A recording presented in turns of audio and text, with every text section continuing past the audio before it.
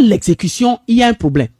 Est-ce que vous savez, par exemple, que normalement, lorsque une entreprise a un contrat d'une structure de l'État, par exemple, un contrat de réalisation d'une infrastructure, par exemple, de la commune du GOCAD, en principe, ce contrat-là faut caution au niveau de la banque. Lorsque l'entreprise va présenter ce contrat-là, c'est parce que l'État paye toujours. Peut-être paye en retard, mais l'État est, je veux dire, le meilleur, oui, les banques, le meilleur créancier, on va dire. Les banques acceptent parce que c'est une bonne signature. Non, les banques, mais les banques n'acceptent plus. C'est-à-dire, quand vous allez présenter les banques, pourquoi est-ce que les banques n'acceptent plus? Oui, mais c'est ce que si vous me laissez, je vais vous expliquer. Les banques disent qu'ils ont travaillé plusieurs fois avec les entreprises qui ont des marchés publics de l'État, et c'est ça aussi l'un des problèmes auxquels nous sommes confrontés. Je vous avais parlé du guichet unique tout à l'heure. Le guichet unique, ça veut dire quoi? Ça veut dire que lorsque on envoie les recettes du GOF 4, l'OTR recueille les recettes du GOF 4, mais dans le guichet unique du Trésor. Mais quand l'État décide d'utiliser les recettes là, l'État peut décider de payer les fonctionnaires avec les recettes de GOF 4. Comment vous savez? Et comment je sais comment? Vous m'avez parlé de guichet unique. Ce qui sous-entend que tout ce qu'on envoie là-bas, de toutes les structures de l'État, ça va sur un seul compte. Un compte, voilà. Alors comment est-ce que vous allez pouvoir dissocier ce que vous avez dans ce compte-là, il y a des sous-comptes. Il y a le sous-compte GOF 4. Et dans ce sous-compte, mais je sais que le guichet unique fait en sorte que l'État utilise les recettes pour la simple raison que, je vous donne un exemple. Nos sociétés de balayage et de curage de caniveaux, il y en a actuellement là où je vous parle, qui sont à 7 mois d'arriéré de paiement par le Trésor. Ils ont adressé leurs factures. Ça fait 7 mois, ils ont cumulé des arriérés de 7 mois. Alors que les contrats que nous avons avec cette société-là nous obligent à les payer au plus tard 45 jours suivant l'adressage de la facture. C'est ces problèmes-là que je veux vous expliquer. Et c'est comme ça que cela se passe.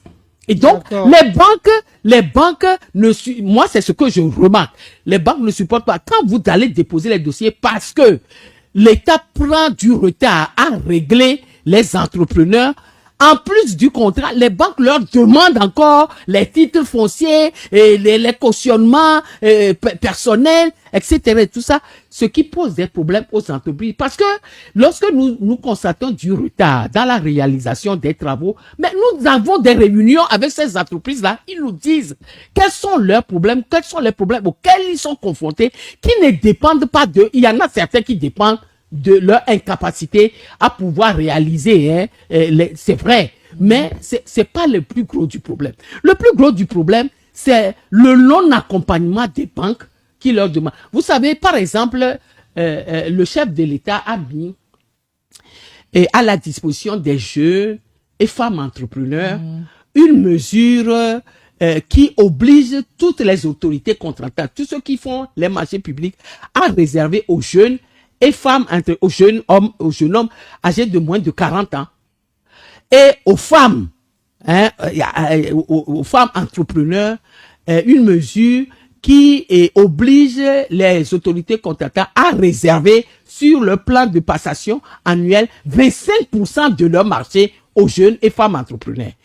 Nous avons été bien notés au niveau du GOF4 sur cette mesure-là, parce que cette mesure-là nous plaît aussi. Nous voulons que la jeunesse du GOF4 puisse entreprendre et nous aider à développer la commune tout en gagnant, en réalisant leurs activités et tout. Nous avons intérêt à ce que les jeunes qui se trouvent sur le territoire de la commune du GOF4 puissent réaliser eux-mêmes, puisque c'est leur milieu, les travaux et autres que nous faisons. Mais ces jeunes sont confrontés à un problème, c'est que ils n'ont pas l'accompagnement de la... Moi, j'ai posé le problème au niveau de l'autorité de régulation des marchés publics en disant c'est une bonne mesure que le chef de l'État a prise pour aider les jeunes et les femmes entrepreneurs, mais cette mesure-là, si elle n'est pas accompagnée d'une facilité à avoir accès au crédit, c'est une mesure qui ne marchera pas. Et ça ne marche pas. Je crois savoir Et ça ne marche qu'il y a pas. un fonds d'aide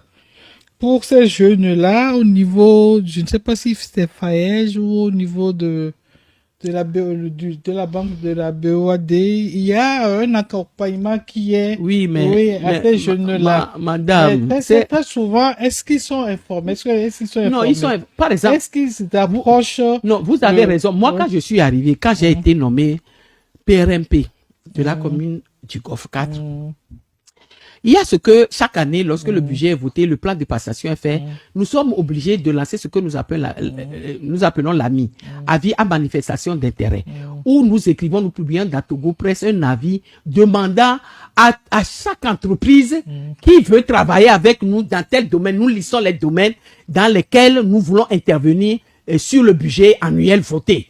Et donc, nous disons fourniture de produits d'entretien, BTP, assainissement, etc. Tout ça. Et donc, nous demandons à chaque entreprise intéressée de venir s'inscrire dans notre base de données.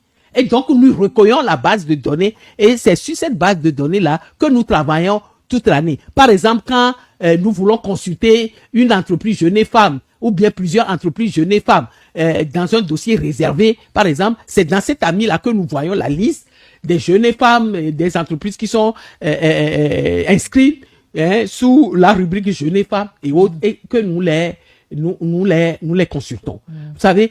Et donc, quand moi je suis arrivé, le premier exercice en tant que PRMP, je me suis rendu compte que beaucoup d'entrepreneurs femmes ne savaient pas que cette mesure existait, par exemple. Et donc, qu'est-ce que j'ai fait? J'ai pris l'AMI de l'année, je crois que ça doit être en 2020. L'AMI que nous avons réalisé en 2020. Et donc, je cherchais toutes les entreprises qui sont dirigées par des dames. Parce que je dis, je peux pas être une femme nommée PRMP et ne rien faire vis-à-vis des femmes pendant que moi, je suis là. Et donc, je me suis amusé à prendre donc l'AMI de cette année-là et j'ai appelé systématiquement toutes les entreprises dirigées par des femmes en leur demandant, puisque les numéros de téléphone sont là, en leur demandant, est-ce que vous êtes inscrit? Parce que pour être éligible au marché réservé aux jeunes femmes entrepreneurs, il faut d'abord vous inscrire sur le site réservé à cet effet-là, à la direction nationale en ligne, à la direction nationale du contrôle de la commande publique ou à l'autorité de régulation des marchés publics. Si vous n'y êtes pas inscrit, vous ne pouvez pas être éligible à ce marché-là. Et donc, moi, je leur ai dit, mais est-ce que vous êtes inscrit? Il y en a qui savaient, qui étaient inscrits, d'autres, mais la majorité ne savait même pas qu'il existait une telle mesure qui leur permettait de s'inscrire et de pouvoir être consultés dans des marchés qui leur sont réservés. Ça fait quand même 25% des marchés réservés sur ça. Et donc, c'est moi qui leur ai apporté l'information et qui leur a permis d'aller s'inscrire sur le site de la DSCP dans la rubrique et qui leur a permis de pouvoir soumissionner à des marchés dans lesquels certains ont gagné et d'autres n'ont pas gagné. C'est le propre des marchés publics. Alors, et donc, voilà pourquoi vous évoquez toujours le rôle de l'État central. Oui. Alors, peut-on dire que les difficultés viennent uniquement de l'État ou y a-t-il aussi des marges d'amélioration au niveau local, notamment en matière de gouvernance? Non, bien sûr que on peut pas dire que les difficultés viennent de l'État. Bon, c'est vrai que l'État doit mettre l'essentiel, mettre les communes en disposition de pouvoir accomplir leur travail. Mais ça là aussi, il y a des problèmes là-bas. Nous, au Golfe 4, nous avons été confrontés à beaucoup de problèmes. À cause de nous, on a dû changer à 2 ou 3 reprises la loi sur la décentralisation parce que nous avons eu l'outrecuidance, entre guillemets, d'adresser les rues, quelque chose qui relève de notre compétence propre, l'adressage. Madame, justement, parlons-en. Est-ce que c'était vraiment nécessaire? Mais, vous savez, je suis désolé je suis désolé que vous me posez cette question-là parce que je ne comprends pas lorsque les Togolais pose des questions des fois que je peux pas comprendre ça. C'est-à-dire, le texte, la loi dit, l'adressage, c'est de la compétence des communes. Il n'y avait pas des priorités, il n'y avait pas Mais d'autres choses. est-ce que les priorités dont vous parlez, est-ce qu'on ne les accomplit pas? Et si nous trouvons nécessaire d'adresser les voix, parce que il y a un certain nombre de choses qui rend insupportable que l'on puisse garder des noms qui qui font polémique sur notre territoire, et que par rapport à l'unité nationale, nous avons décidé de... Pourquoi allez-vous me poser la question de savoir est-ce que c'est important?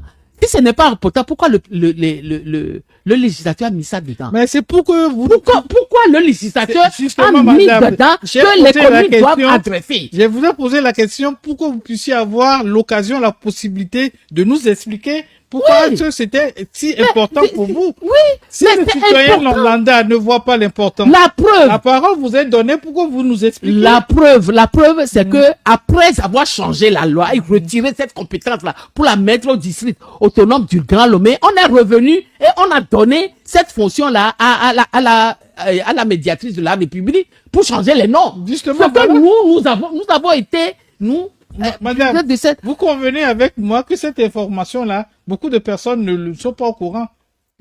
Ah oui, Et vous venez de nous apporter l'information. Donc, on Mais- ne pourra plus être aisé, être à l'aise de pouvoir poser encore cette question. Justement, la parole vous est donnée pour que vous puissiez nous expliquer. Mais, Voilà. mais je veux que les Togolais comprennent que c'est pour ça que j'ai été... Parce que quand le législateur trouve opportun de mettre dans une loi que une commune a la faculté ou a la compétence de réaliser cela, au moment où nous faisons l'adressage des communes, nous curions les caniveaux, nous balayons les rues, nous construisions les latrines, nous faisons en même temps. Pourquoi va-t-on nous poser la question de savoir, ah oui, mais est-ce que c'est l'adressage là qui est important à ce moment? Non! Parce L'adressage que le citoyen néerlandais elle pense que à un moment donné de sa vie où il a faim, il veut manger, il veut avoir la possibilité de pouvoir aller sur les marchés des communes, qu'on lui parle de rue, de redressage de rue. Même- Convenez avec moi que si et ces informations-là, est-ce que vous êtes sûr, madame, que beaucoup de personnes sont au courant de ce que vous venez de nous Non, dire tout à l'heure? moi, vous êtes de bonne foi, hein, vous avez posé la question pour que je puisse expliquer aux gens, je comprends. Mais il y a des gens, les gens qui ont introduit cette question bizarre, ils disent, est-ce que c'est important et tout ça, mais ils le font à dessein. Ils l'ont fait à dessein, c'est pour ça que je suis monté un peu sur mes grands cheveux quand vous avez posé, voilà, quand vous avez posé la question, puis ils le font à dessein parce que ils veulent faire mettre dans la tête des gens qu'au moment où vous avez fait, est-ce que c'est les communes qui donnent à manger aux populations? Je vais poser la question bêtement, comme ça. Est-ce que nous sommes tenus de nourrir toutes les familles? Mais Monsieur le maire fait partie des oui, autorités. mais nous devons mettre à la disposition de nos populations, faciliter le cadre de vie et leur permettre de bien vivre sur notre territoire. Mais on ne peut pas dire, ah oui, mais c'est parce que vous avez faim, on vient vous parler mais c'est un faux problème qui est posé pour vilipender. Et la plupart du temps, ces questions ne sont pas posées par les gens qui nous aiment. Hein.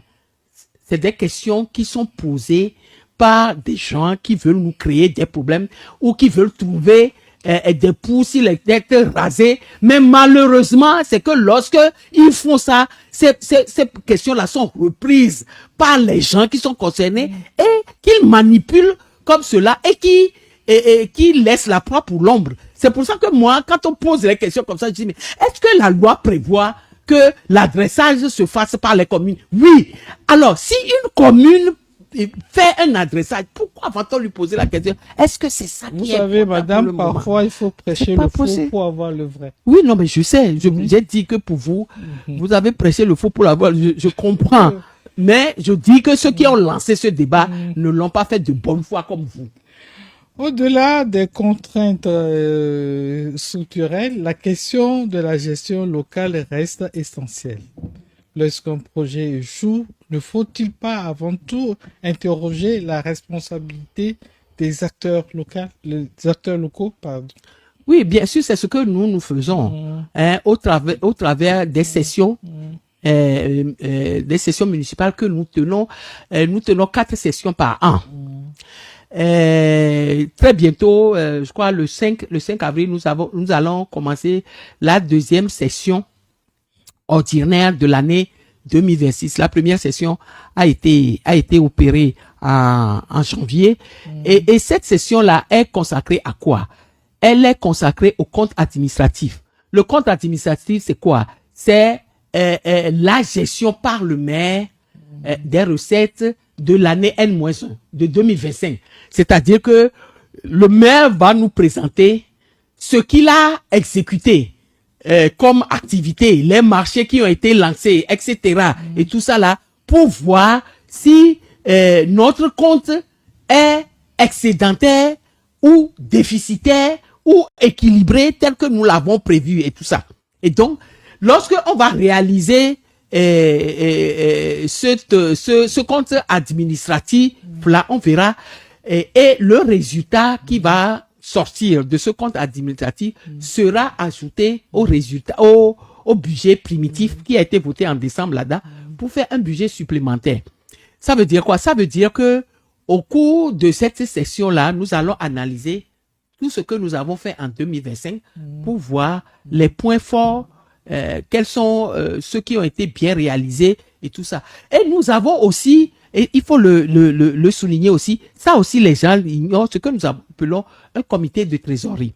Le comité de trésorerie est composé du maire, du trésorier, du contrôle financier, du président de la commission des finances de la mairie, du secrétaire général, qui se retrouve, bon, la périodicité, je ne connais pas la périodicité, mais qui se retrouve souvent pour vérifier comment le compte est exécuté, pour voir si les marchés prévus au PPM sont exécutés, si les délais sont respectés, si nous arrivons à consommer le crédit, si nous n'arrivons pas à bien consommer, à consommer très rapidement, à réaliser donc ils cherchent les raisons pour lesquelles où se trouve le problème, pourquoi est-ce que nous n'arrivons pas à consommer notre crédit et tout ça, et donc ils donnent l'alerte en disant par exemple les services techniques n'ont pas très rapidement préparé le dossier d'appel d'offres ou c'est les organes des marchés publics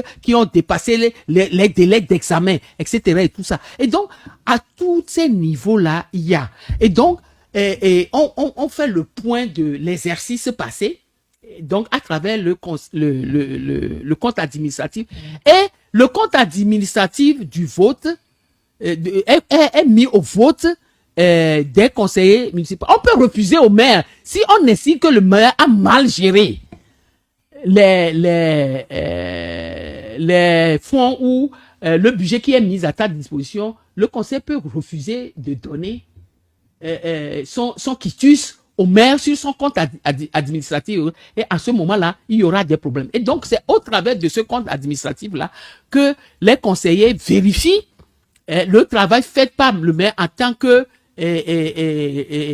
exécutant du budget.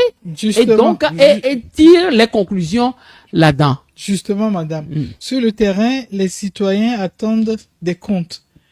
Est-ce que les communes mettent en place aujourd'hui suffisamment d'outils pour répondre à cette exigence des populations?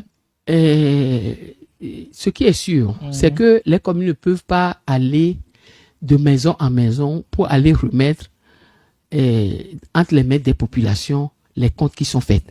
Ce que je peux dire, c'est que la loi nous fait obligation de publier nos budgets. D'accord? Donc, le budget est affiché à la mairie. Et donc, chaque citoyen peut aller voir à la mairie, mais s'il est intéressé, aller voir à la mairie, le budget 2026, là, qu'est-ce qui est prévu pour être réalisé dans ce budget 2026? Le compte administratif, nous sommes obligés de publier le compte administratif. Et nous, au GovCat, nous publions le compte administratif. Nous sommes obligés de publier le plan de passation des marchés pour que chaque entreprise sache quels sont les marchés prévus pour être réalisés en année N par la commune du GovCat. Et donc, c'est ça l'obligation qui nous est faite de rendre public ce que nous faisons. Et donc, on ne peut pas dire que nous ne rendons pas compte. Nous rendons compte au travers de l'émission que je suis en train de faire aujourd'hui avec vous. C'est un compte rendu, peut-être sommaire, que je suis en train de faire de nos activités. Vous savez, je suis très média, moi. Je vais souvent sur les radios dans le temps. C'est vrai que à un moment donné, j'ai arrêté. Ça fait 1 année que bon, on ne me voit plus sur les radios. Même quand on m'invite, je refuse. C'est parce que je me suis rendu compte que les réseaux sociaux aidant, tout le monde est devenu aujourd'hui journaliste d'investigation et tout ça, et pour raconter des choses, je vous l'ai dit tout à l'heure, pas possible. Et comme moi, pas de formation professionnelle, je ne me mets pas dans les polémiques et tout ça. Bon, vous êtes juriste de formation. Oui, je suis avocat de formation. Je ne peux pas donner crédit ou être complice de vilipender les gens, de diffamer les gens, de ne pas faire l'effort d'aller chercher, soit même quand vous voulez parler de quelque chose, allez chercher l'information, allez vous informer sur ce qui se passe pour venir faire l'analyse vous-même. Est-ce que ce que je vais dire là est possible? Est-ce que la personne que j'accuse peut être capable de commettre? Est-ce que j'ai le droit de dire ce que je veux? Voilà. Est-ce que quand je dis ceci, est-ce que c'est conforme? Qu'est-ce que ça rapporte?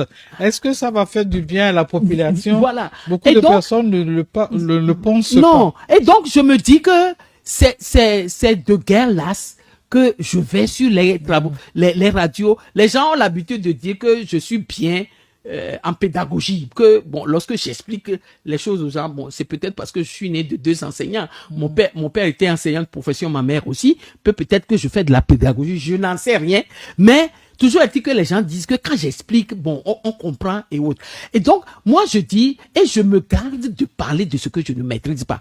Quand je ne maîtrise pas quelque chose, je ne me mets pas, je vais maîtriser d'abord avant que de venir parler de la chose. Mais je trouve qu'aujourd'hui, les Togolais, tout le monde est devenu expert en tout et tout le monde peut parler même de ce que il est loin, mais très loin de m'excuser en faisant des affirmations, mais pas possibles, sur lesquelles les gens affirment à tel enseigne que vous posez la question de savoir, mais on ne sait plus la limite entre voilà. le mensonge et la réalité. Vous vous surprenez vous-même quand des fois quand on parle de vous, mais vous vous surprenez vous-même à vous poser la question, ah bon, vous vous surprenez à vous dire, j'ai fait ça. Je peux même vous amener à douter. Voilà, tout à fait. C'est le terme. À douter de vous-même en vous disant, mais est-ce que j'ai fait ça? Parce que c'est tellement gros que vous vous dites que ce n'est pas possible que ça ne soit pas vrai et qu'une personne puisse avoir l'outrecuidance de dire des énormités pareilles. Mais c'est ça qui est. Et c'est pour ça que moi je dis, mais tout ce que la pédagogie, que les gens disent, que je fais et tout ça, mais je le fais non, je le fais pour rien parce que ça ne forme pas les gens. Les gens continuent toujours à vilipender parce que le mensonge passe très vite et la vérité est difficile à accepter pour les Togolais. Et c'est pour ça que j'avoue que j'ai été un peu lassé, découragé et c'est pour ça que je ne viens plus. Sinon, avant, j'allais expliquer tout ce que nous faisons à la commune du Golfe 4. J'ai plein de vidéos et tout ça qui démontrent que je suis allé expliquer. Par exemple, quand on a fait déguerpir les gens aux abords de la chaussée et tout ça, pourquoi c'était nécessaire que dans une commune on fasse ça? Les marchés étant réservés pour les commerces et tout ça. Je suis allé même expliquer la nécessité que les gens comprennent cela, si on veut faire de notre Golfe 4 une belle commune et tout ça, avant que le gouvernement même ne décide de donner un délai pour qu'on évacue les gens des chaussées. Et donc, je suis revenu, est-ce que je ne vous ai pas dit? Par exemple, la plage. La gestion de la plage. Les gens ne savent pas, les gens passent se dire, oh, Fab là, c'est inutile, là, il ne fait rien. Quelqu'un sur un réseau social, je crois que c'est sur TikTok, c'est TikTok qui est leur, a dit, Jean-Pierre Fab, il n'a pas honte d'occuper cette minable mairie Et mais mairie, au lieu, alors qu'il voulait être chef de l'État, il occupe cette minable mairie et tout ça. Les gens ne savent pas, par exemple, Ils ne savent pas que c'est régi par la loi. Hein. Et être derrière une caméra, ses claviers, et puis commencer à insulter, injurier, c'est puni par la loi. Je vais vous dire, la plage, ils ne savent pas que la gestion de la plage ne relève pas des communes. Ça relève du préfet maritime. Les gens ne savent même pas qu'il existe un préfet maritime au Togo. Hein?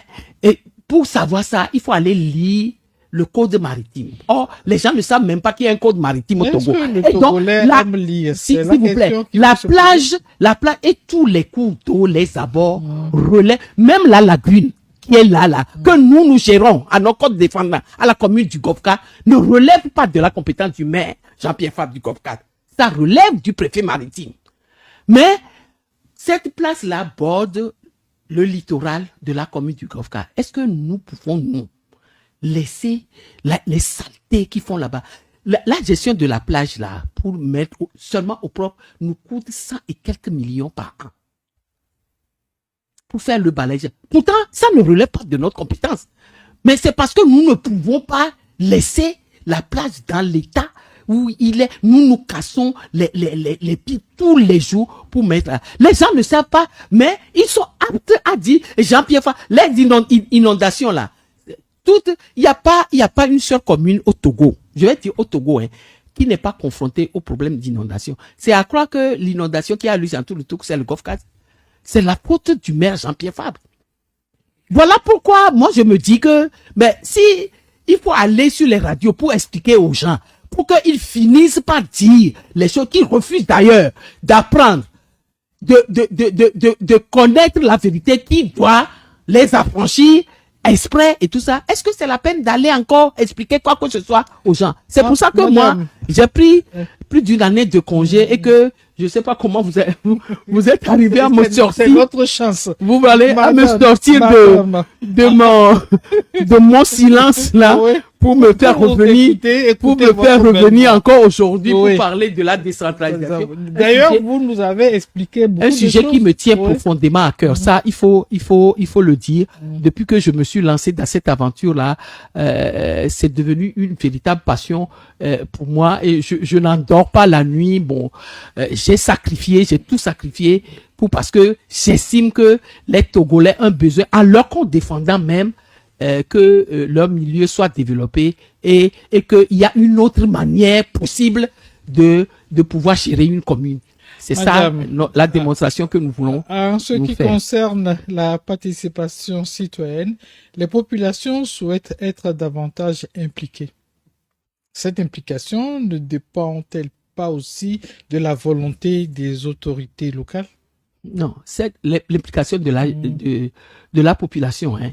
Et moi, dans la gestion des communes, d'abord, c'est d'avoir des attitudes qui font qu'ils reconnaissent même la nécessité de changer leur milieu de vie.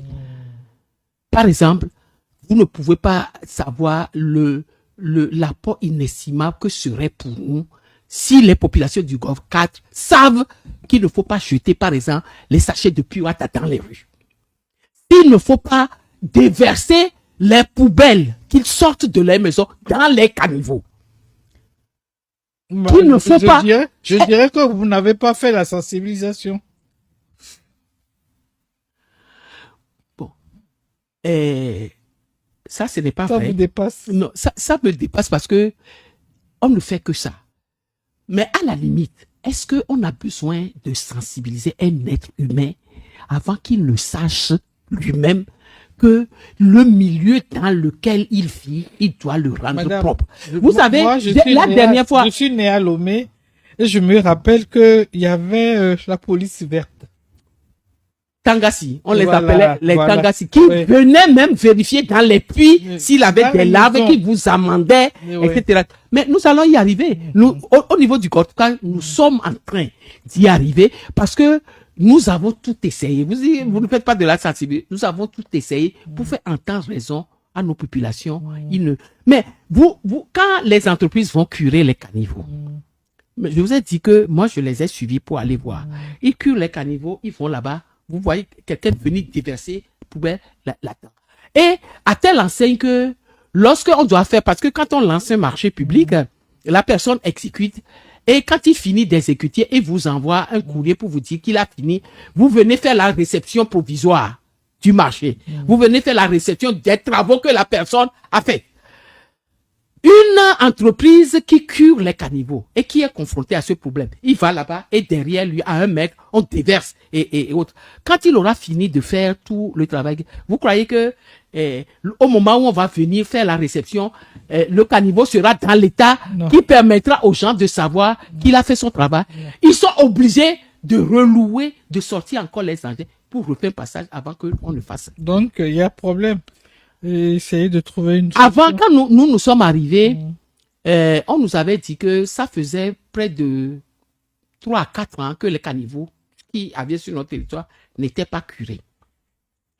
La première fois que nous avons curé les caniveaux, on a trouvé des matelas. C'est ce que je vous dis.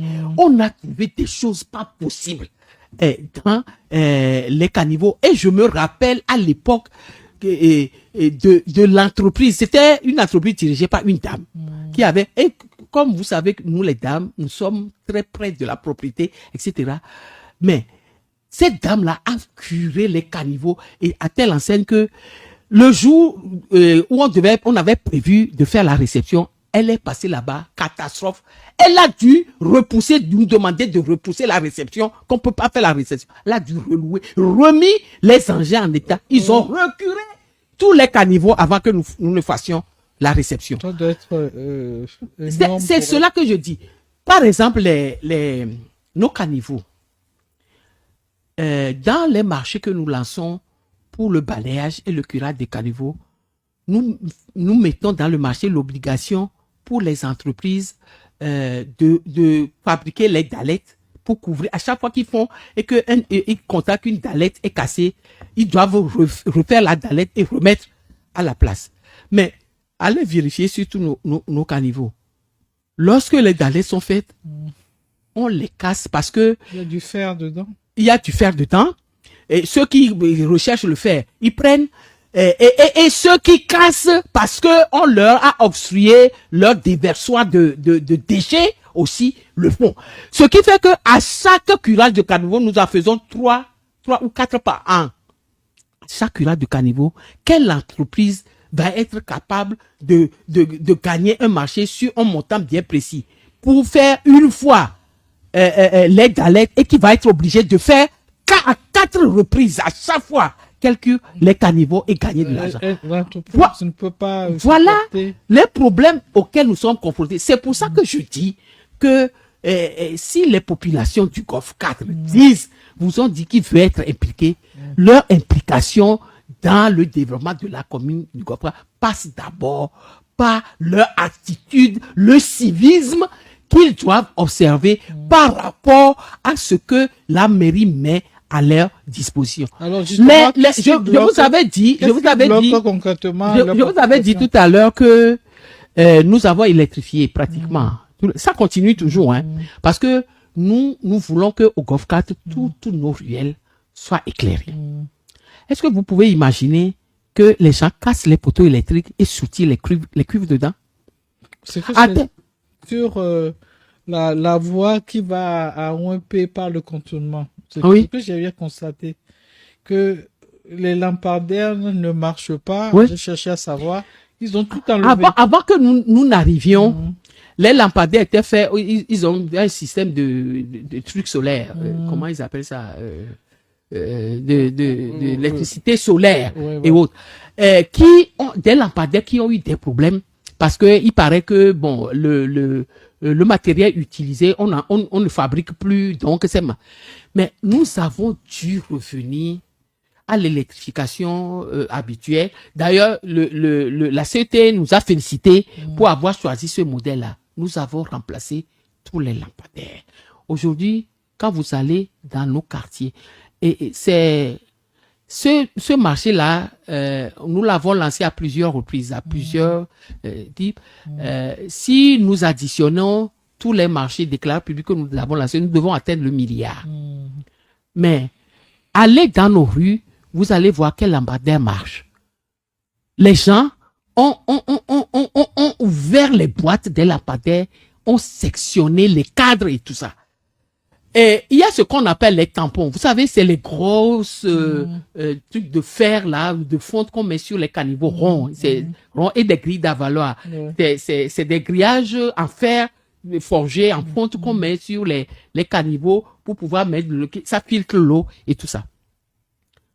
Quand nous sommes arrivés, ce marché doit avoir coûté 130, 160 millions, où nous avons tous les trous étaient béants comme ça avec des accidents qui nous étaient signalés. Nous avons mis près de 100 et quelques millions à remettre tous les tampons à leur place. La dernière fois, l'année dernière, nous avons été obligés de lancer un autre marché qui nous a coûté encore plus cher parce que nous avons demandé, fait des spécifications techniques de telle manière à ce que on scelle ces tampons-là pour empêcher les gens. Et qu'est-ce que les gens font avec? Ils enlèvent ça et ils en font gapo gbegble. Alors qu'un tampon, un seul tampon coûte 250 à 300 000 francs. Un tampon. Or, c'est des centaines de tampons que nous devons mettre sur le territoire. On a tout mis, ils ont tout ramassé en moins de 3 années. 3 mois. En moins de 3 mois, ils ont enlevé tous les tampons et tout ça, ils en ont fait gapo gbegble. Et aujourd'hui, on a été obligé de relancer encore un autre marché pour pouvoir mettre les spécifications telles que les tampons qu'on va mettre là. Et bien évidemment, ce type de tampon coûte plus cher que ce que nous avons voulu mettre pour le développement de la commune. Voilà les thèmes dans lesquels se pose notre problème. Et c'est pour ça que je dis que l'appui que la population peut nous apporter, c'est cela. C'est faire en sorte que les tous nos petits budgets que nous avons nous-mêmes là, avant que d'aller faire appel, à quel partenaire étranger vous voulez faire l'appel, par exemple, pour venir mettre des tampons, et puis 3 mois après, vos populations vont enlever les tampons, et demain, vous allez retourner voir ce partenaire-là, et il va vous aider encore à faire. C'est comme ça que les problèmes se posent. Aujourd'hui, qu'est-ce qui bloque concrètement une participation plus active des citoyens au niveau des communes? Parce qu'ils ne participent pas, voilà pourquoi il y a ces dégâts. Notre problème au Togo, c'est que nous ne comprenons pas que le développement de notre pays est lié au fait que chacun doit faire sa part. Vous comprenez? Et le Togolais a l'habitude d'attendre un messie. Par exemple, c'est le maire Jean-Pierre Fabre qui doit régler tous les problèmes de la commune du Golfe 4.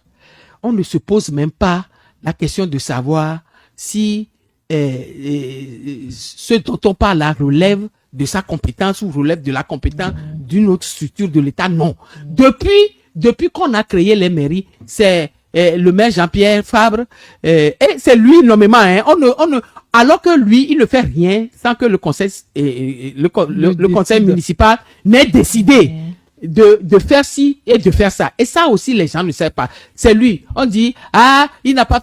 Mais quelqu'un allait jusqu'à dire, il habite Kodjovia Kopé, il n'est même pas fichu de ramasser les défécations que nous faisons sur la plage.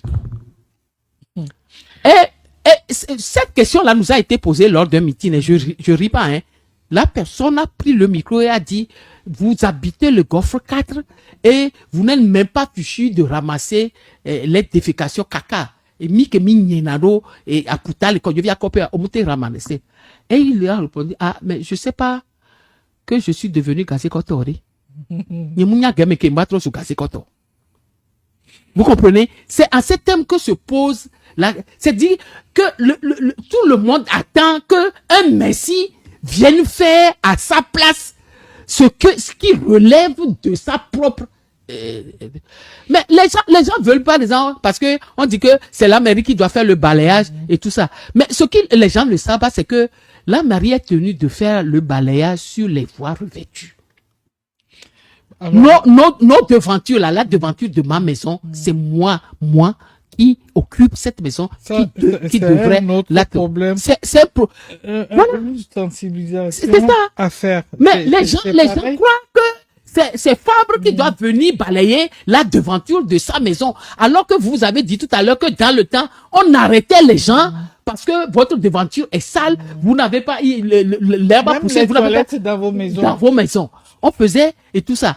Aujourd'hui, les gens n'ont pas de toilettes dans leur maison. Ils défèquent dans les sachets plastiques. Ils jettent ça sur les toits du voisin et autres là, qui posent des problèmes de voisinage. Et tous ces problèmes-là, on décide que c'est Fabre qui doit venir régler ces problèmes-là.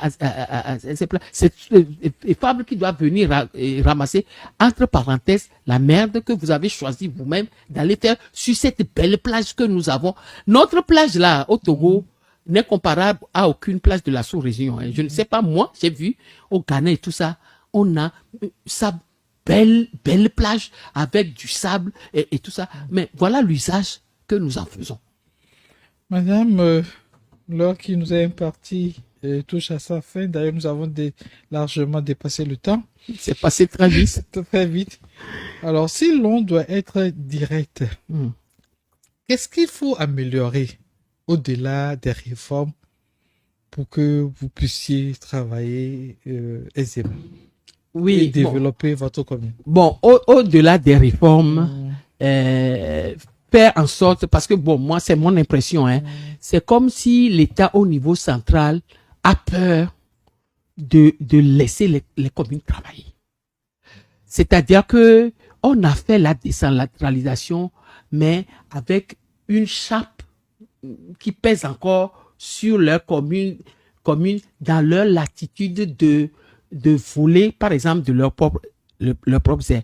Moi, j'estime que les garde-fous qu'on a mis pour là sont suffisants. Et vous savez que tous les actes que nous prenons sont soumis à ce que nous appelons le contrôle de légalité. Il y a aussi que les entités qui doivent faire le contrôle de légalité confondent des fois le contrôle de la légalité à l'immixtion du préfet, le préfet ou le ministre à l'immixtion dans je vous avais parlé tout à l'heure de la loi qui a été changée à plusieurs reprises parce que bon, on a eu le culot d'exécuter. Est-ce que vous avez l'impression ou c'est une réalité? Avec preuve. Non, c'est une réalité puisque moi je vous donne des cas concrets. Est-ce qu'on a adressé les rues ou pas? Oui. Est-ce que le ministre de l'administration territoriale de l'époque a dit par une note, alors que il devait déférer la décision au juge administratif, a dit par une note que lui annule ce que nous avons fait? Ça, c'est un cas concret dont je vous parle. Oui, ce n'est pas une impression. Justement, nous avons besoin de le savoir. Oui. Que vous puissiez nous rappeler. Et donc, est-ce qu'on a changé la loi en enlevant l'adressat de la compétence propre pour aller mettre ça dans une compétence partagée, bon, qu'on ne sait plus, pour à peine 2 ans après revenir et proposer l'adressage des rues sur les mêmes principes qui nous avait poussé, nous aussi, à faire l'adressage. Oui, ça s'est passé. C'est des cas concrets que je vous dis. Et une fois que l'État aurait mis les communes en arrêtant de s'immiscer à tort et à travers par exemple, vous avez vu les élections des exécutifs des communes la dernière fois. Vous avez vu ce qui s'est passé. Les ministres se sont déplacés, surtout sur le GovCat, se sont déplacés en nombre et tout ça pour venir assister. Qu'est-ce que les ministres ont à voir dans l'élection par les conseils municipaux de l'exécutif qui doit non. Et donc, ça veut dire que l'État au niveau central ne veut pas laisser la décentralisation suivre son cours et tout ça est proposé. Et donc, quand les maires, en tout cas, ce n'est pas notre cas au niveau du GovCat, parce que nous, au niveau du GovCat, quand ça va à l'encontre de là, nous résistons, nous disons que voilà, en application et tout ça, nous réagissons et autres. Ce n'est pas le cas de tout le monde, où bon, on laisse des fois faire et tout ça. Et donc, la première correction, c'est que l'État accepte de donner libre cours véritablement par des réformes courageuses, la liberté, sous contrôle, c'est vrai, par les garde-fous qu'on a mis, les communes pour pouvoir librement travailler et évoluer. Bien évidemment, il revient aux communes aussi de faire en sorte de gérer à bon escient les maigres recettes et autres là, qui leur permet de développer et tout leur commune égale. Donc, les responsabilités, on va dire, sont partagées, mais véritablement, une grande partie incombe à l'État au niveau central pour pouvoir vraiment débrayer, on va dire, débrayer le socle même de la décentralisation dans notre pays et faire véritablement une décentralisation et non une centralisation. Parce que, bon, moi, j'ai l'impression que en termes de décentralisation, Togo, il faut parler plutôt de centralisation où l'État veut tout contrôler à tous les niveaux et la latitude n'est pas laissée aux maires de pouvoir gérer vraiment quand, comme cela se fait dans les pays et tout ça. Mais à tout le moins, les populations peuvent témoigner que depuis 2019, quand même si ce n'est pas d'envergure, ils voient dans leur milieu les changements qui s'opèrent par les mairies depuis que nous avons fait les élections en 2019. Et on ne peut pas dire que rien n'a changé. Beaucoup de choses ont changé. Et moi, je sais que beaucoup de choses changeront si la possibilité est offerte encore aux communes de pouvoir faire mieux et de pouvoir aller en leur enlevant le carcan qui pèse encore sur eux, qui les empêche d'évoluer vraiment. La place Bonké, nous aurons fait quelque chose d'extraordinaire, de waouh, de la place Bonké, si la possibilité nous avait été offerte de faire une grade routière digne de ce nom, par exemple. Madame Isabella Megavi, merci d'être passée à Radio Métropolis pour nous éclairer sur beaucoup de points, beaucoup de situations. Alors, votre mot de fin. Mon mot de fin, c'est que la décentralisation, dans tous les cas, elle est sur les rails. Dans notre pays, malgré les difficultés du démarrage du train, bon, il a pris quand même son allure, quand bien même cette allure est encore lent, avec des soubresauts et autres, mais j'estime que c'est avec l'effort conjugué de nos populations et de nos structures décentralisées et des structures centrales que le train doit prendre véritablement sa vitesse, on va dire, de croisière pour que les choses puissent bien aller. Et j'ai bon espoir que nous avons commencé le combat et il se poursuivra et il se terminera à bon escient pour le bonheur de tous les Togolais. Et c'est ma foi en cela. Au terme de nos échanges, une réalité s'impose. La décentralisation offre des opportunités réelles, mais son succès dépend largement de la manière dont elle est portée au niveau local. Entre contraintes structurelles et responsabilités des acteurs, le défi reste celui d'une gouvernance plus efficace, plus transparente et plus proche des citoyens.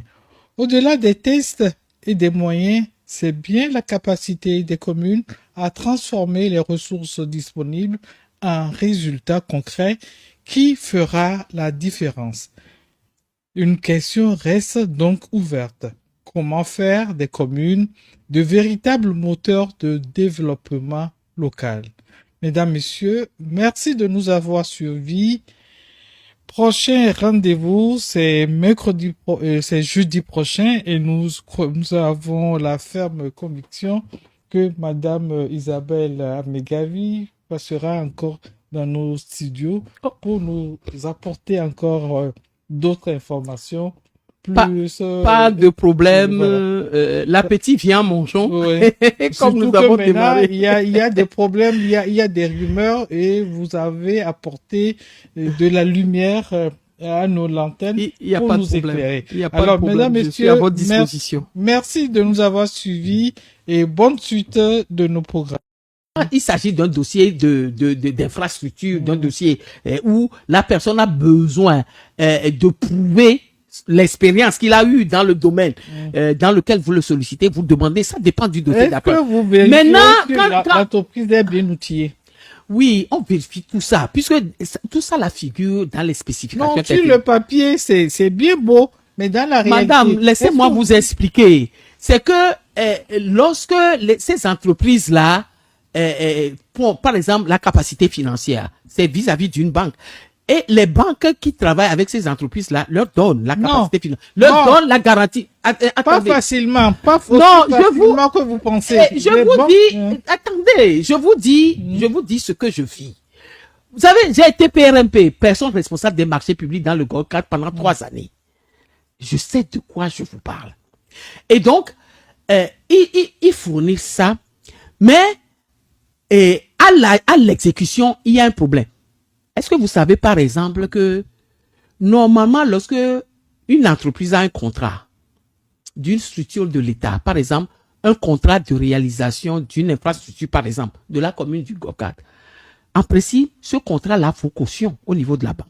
Lorsque l'entreprise va présenter ce contrat-là, c'est parce que l'État paye toujours.